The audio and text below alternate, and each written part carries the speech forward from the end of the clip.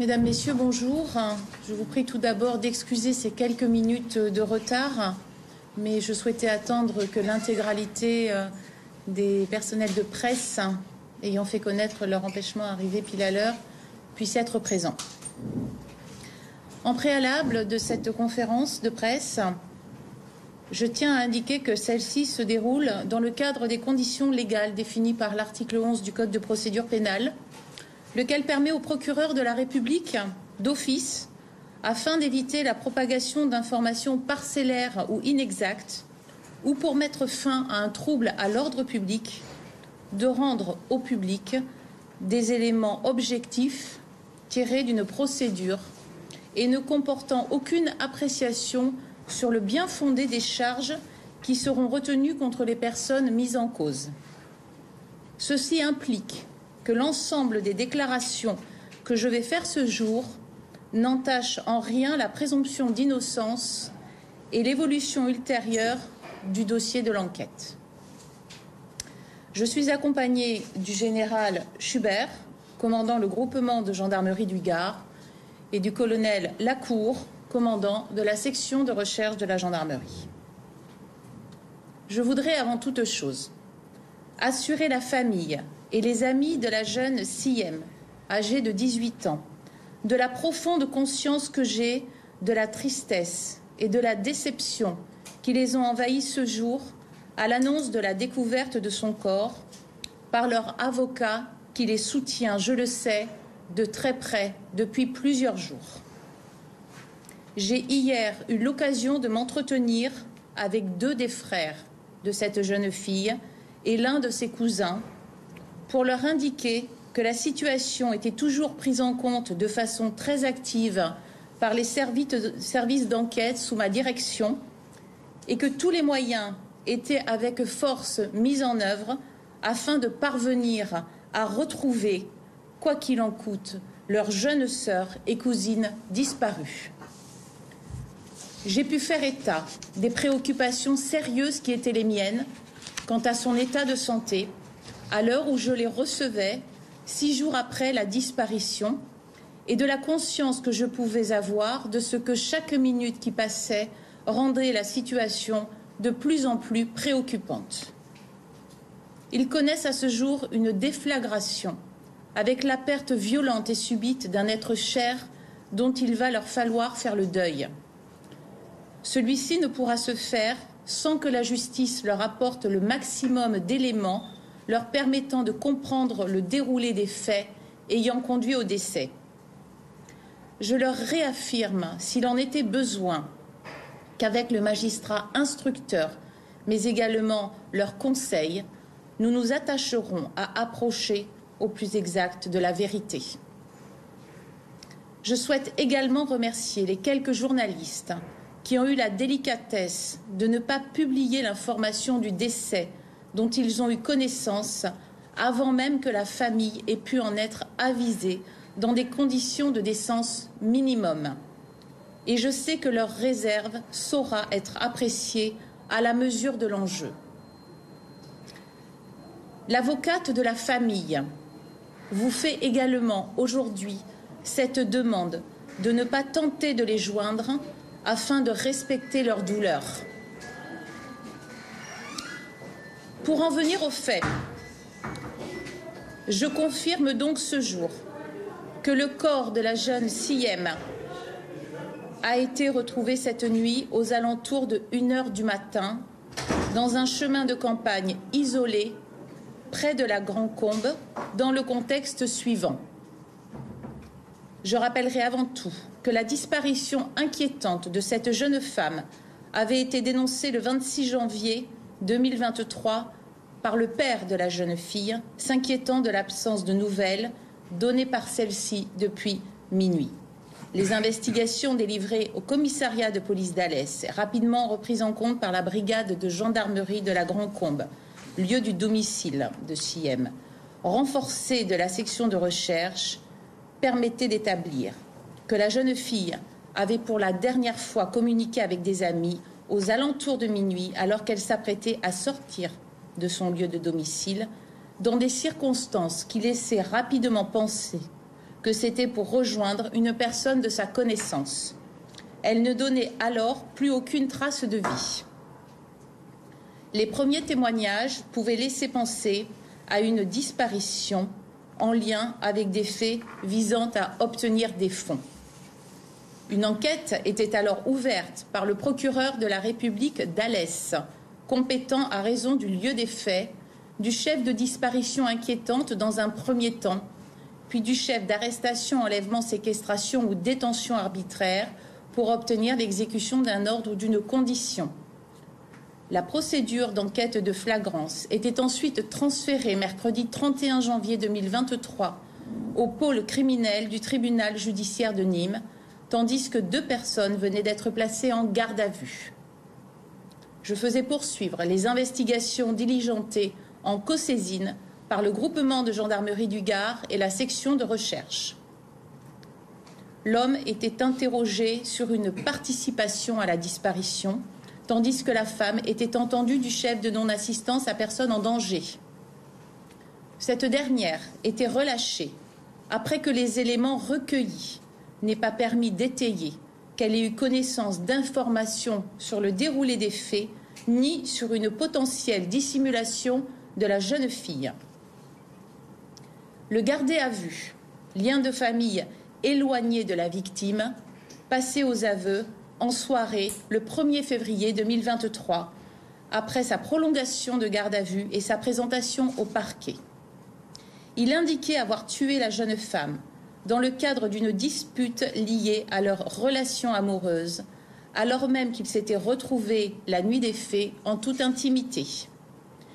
Il faisait ces déclarations pour elle, pour sa famille et pour sa conscience. Il indiquait le lieu où se trouvait le corps, à savoir un endroit isolé aux alentours de la Grande Combe. Une information judiciaire était immédiatement ouverte et le gardé à vue était mis en examen des chefs d'arrestation, enlèvement, séquestration ou détention arbitraire sans libération volontaire avant le 7e jour. Il était placé en détention provisoire. Il ne faisait pas de nouvelles déclarations.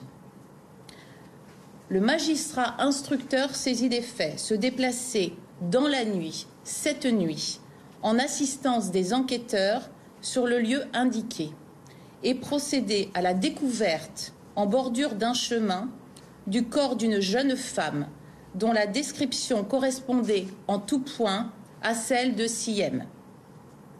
Un médecin légiste et les techniciens d'investigation criminelle procédaient aux premières investigations sur place. Les investigations qui permettront de confirmer scientifiquement l'identité de la victime, ainsi que d'éclairer les circonstances de son décès et de les confronter aux déclarations du mis en examen, se poursuivent actuellement sous la direction du magistrat instructeur. Une requalification des faits sera possiblement envisagée. Le mis en examen, âgé de 39 ans, est déjà connu des services de justice.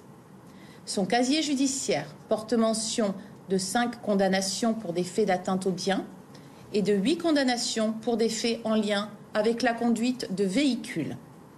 Il porte en outre mention d'une condamnation pour des faits de vol avec arme, pour lesquels il a été condamné le 2 avril 2015 par la Cour d'assises du Gard à 12 ans de réclusion criminelle, peine exécutée à compter du 21 septembre 2012. Il devait comparaître le 1er février 2023 dans le cadre d'un procès d'assises pour des faits de vol avec usage d'une arme. Il avait fait l'objet d'une détention provisoire d'une durée de 3 ans, simultanément à la peine purgée de 12 années. Le procès d'assises a fait hier l'objet d'un renvoi à une audience ultérieure compte tenu de son placement en garde à vue. Je vous remercie.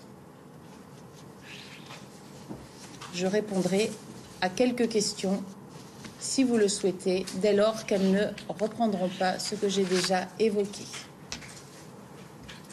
Monsieur. Est-ce que vous avez des indications à nous fournir sur les causes du décès Et est-ce que vous pourriez préciser la relation amoureuse? Est-ce qu'on est dans le cadre d'un féminicide? Est-ce qu'ils entretenaient réellement une relation amoureuse ou pas? Est-ce qu'il y a des informations là-dessus? Je n'ai pour information que ce que le mis en examen a déclaré. Vous comprendrez bien que dans la mesure où je n'ai pas et je n'aurai pas la version de la défunte, je serai très prudente sur les conséquences et les conclusions qu'on peut en tirer. Je laisserai le soin au médecin légiste de rendre ses conclusions d'autopsie dans le courant de la semaine prochaine. Pour le procureur Nicolas Colomb de la FNTV, est-ce que le suspect a détaillé minute par minute ce qui s'est passé lors de cette soirée du 25 janvier? Je resterai volontairement évasive sur le contenu de sa déclaration. Je n'ai pas à révéler des éléments qui ne sont pas indispensables. Je dois simplement vous faire remarquer que tout s'étant déroulé entre la fin de soirée hier et 2 heures du matin, on a privilégié, plutôt que les détails des faits, les éléments qui nous permettraient de retrouver urgemment la victime de façon à pouvoir mettre fin à cette attente interminable pour la famille. Antoine Casabonne pour TF1, est-ce qu'on peut savoir quand le suspect est-il sorti de prison et pour quelle raison? Est-ce que c'était pour une remise de peine? Le suspect, le mis en examen est sorti de prison après avoir purgé intégralement la peine dans le cadre, premièrement, d'une détention en maison d'arrêt, puis d'aménagement de peine successifs et progressifs sous le contrôle d'un juge d'application des peines. C'est l'une des interrogations c'est l'une des interrogations des proches qu'on a rencontrées hier, de la famille, qui ne comprennent pas qu'avec son pédigré, cet homme soit toujours en liberté. Alors, l'intéressé a un casier judiciaire sur lequel apparaissent l'exécution de toutes les peines pour lesquelles il avait jusque-là été condamné. Est-ce que le corps a été retrouvé? Est-ce qu'il était dissimulé ou est-ce que du moins on a tenté de le dissimuler ou est-ce qu'il était à la vue? Alors, vous me permettrez de ne pas vous donner plus d'indications car je caresse l'espoir de pouvoir laisser le magistrat instructeur avancer utilement dans sa stratégie d'enquête. L'endroit était relativement isolé. Je me permets de rebondir. Est-ce qu'on peut avoir la date de sa sortie de prison? Une date, quel jour il a été mis en liberté?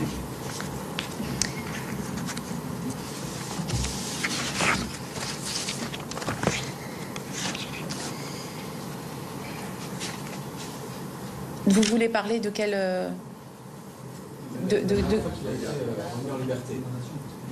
Alors, il a en tout cas exécuté la détention provisoire jusqu'au 28 novembre 2017. Il a ensuite fini de purger sa peine dans le cadre de l'application des peines pour l'autre dossier. Actuellement, il ne faisait l'objet d'aucune autre procédure, à l'exception de cette convocation devant la cour d'assises pour un procès où il comparaissait libre.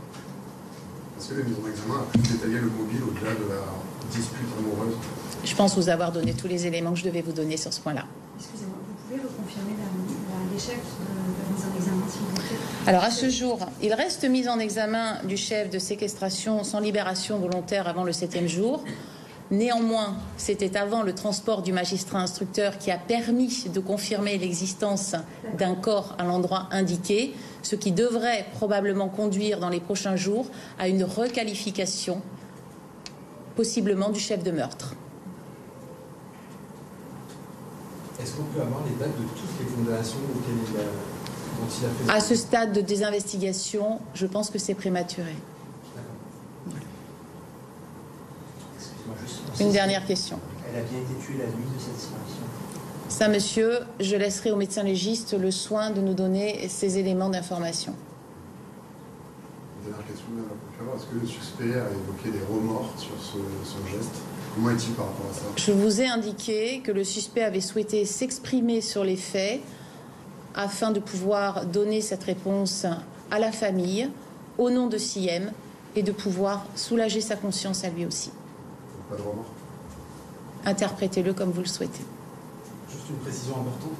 Quelles étaient ses obligations au moment de